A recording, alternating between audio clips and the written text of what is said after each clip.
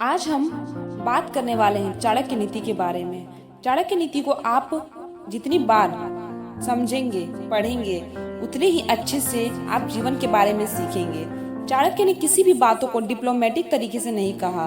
उन्होंने कभी भी किसी की चापलूसी नहीं की। जो भी बात जैसी थी उन्होंने लोगों के सामने लाया और उसे लोगों को सिखाने की कोशिश की।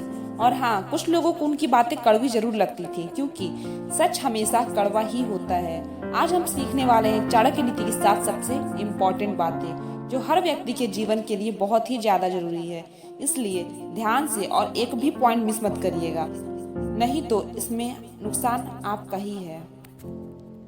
पहला है, समस्या को जड़ से खत्म करें।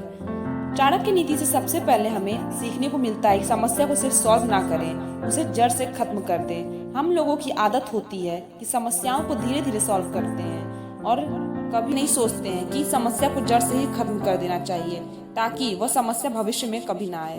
यदि आप एक स्टूडेंट हैं तो मेरी इस बात को अच्छे से समझ पाएंगे, और यदि हिंदी मीडियम से हैं तो फिर आप इस बात को और भी अच्छे समझ पाएंगे।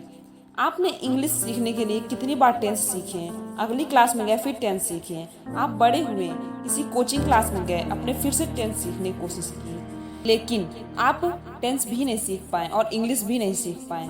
इसका मतलब क्या? आपने थोड़े समय के लिए समस्या को सॉल्व जरूर किया। जब तक टेंस एग्जाम में आते थे और आपको जरूरत थी तब तक आपने सॉल्व जरूर किया, लेकिन उस समस्या को हमेशा के लिए जड़ से खत्म नहीं किया। इसलिए बार बार आपको वो चीज सीखने की जरूरत पड़ी। एक बार चाणक्य के साथ भी ऐसा ही हुआ।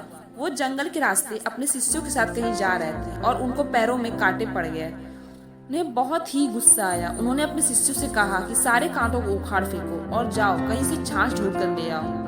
उनके शिष्यों ने जैसे तैसे छाछ ढूंढ कर लाया, लेकिन शिष्यों ने पूछा कि छाछ क्यों मंगवाए हैं। चाणक्य ने उन शिष्यों से उस छाछ को लिया और उन कांटों वाली जगह पर पूरा का पूरा छाछ डाल दिया और अपने शिष्यों को समझाया, जब तुमने इन कांटों को उखाड़ा था तो यह थोड़ी दिन बाद वापस से उग जाते, लेकिन इसमें अब मैंने छाछ डाल दिया है। कुछ ही समय के बाद यहाँ पर चींटियां आ जाएंगी और पूरे कांटे के तने को जड़ से सहित खा जाएंगी। इससे कांटे वापस नहीं आ पाएंगे और जड़ सहित खत्म हो जाएंगे। इसलिए जीवन में हमेशा याद रखें कि समस्याओं को सिर्फ सॉल्व नहीं करें, उन्हें जड़ से खत्म करें।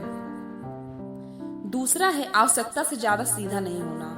दूसरी बात जो आपको हमेशा याद रखना है कि आवश्यकता से ज्यादा सीधा नहीं बनना है। चाणक्य कहते हैं कि जंगल में यदि आप जाओगे तो सीधी लकड़ी को ही पहले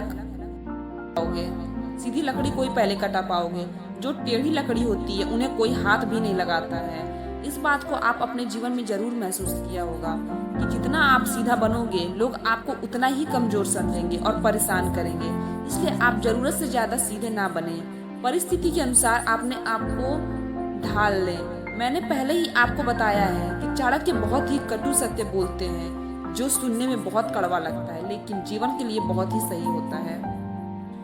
तीसरा है, अपने रहस्य किसी को ना बताएं। आपको हमेशा अपने सीक्रेट को किसी को नहीं बताना है, क्योंकि वही उसकी बर्बादी का कारण बन सकता है। यहाँ पर मुझे महाभारत की कुछ घटना याद आ रही है। आप सबने सुना होगा कि महिलाओं से पेट में कोई बात नहीं पचती। जब भी उन्हें कोई बात पता चलती है तो उनका मन करता है कि किसी और को वो बातें बता दें। इस बात को महाभारत को एक श्राप से जोड़ा जाता है। कुंती ने अपने 5 बेटों को कभी नहीं बताया था कि कर्ण उन्हीं के भाई हैं। जब कर्ण की मृत्यु हो गई तब जाकर कुंती ने 5 भाई को बताया कि कर्ण तुम्हारे ही भाई थे, और इसी बात से गुस्सा होकर युधिष्ठिर ने कुंती को श्राप दिया और सारी महिलाओं को श्राप दिया कि आज के बाद आपके पेट में कोई भी बात नहीं रह पाएगी। और चाणक्य कहते हैं, ये थी चाणक्य नीति की ऐसी बातें जो कि बहुत कड़वी है लेकिन बहुत ही सत्य है। इसे भी आप अपने जीवन में जरूर अपनाएं और अपने जीवन की